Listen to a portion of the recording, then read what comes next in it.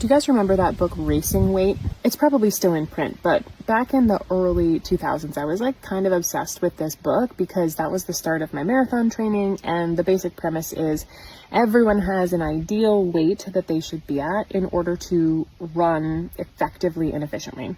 Got the book, read it cover to cover, and then set about to try to achieve my ideal racing weight. It didn't go well. It just wasn't fun to try to cut that many calories. I found it really challenging to fuel myself for my long runs. I was still at the beginning of all of my training, so I didn't know what I didn't know, but I abandoned it pretty quickly because I wasn't seeing results. And the more I got to thinking about it and the more training I started to do, I realized that trying to drop weight just to get to my quote racing weight wasn't helping me.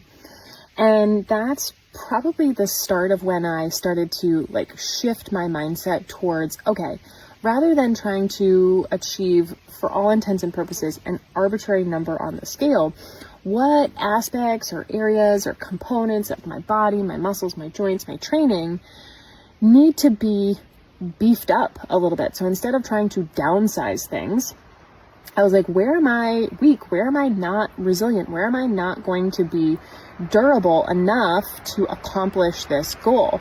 And that has really been the through line for me since that point. It's like the number on the scale for me hasn't really fluctuated all that much with the exception of the last probably 12 months. And it's gone up.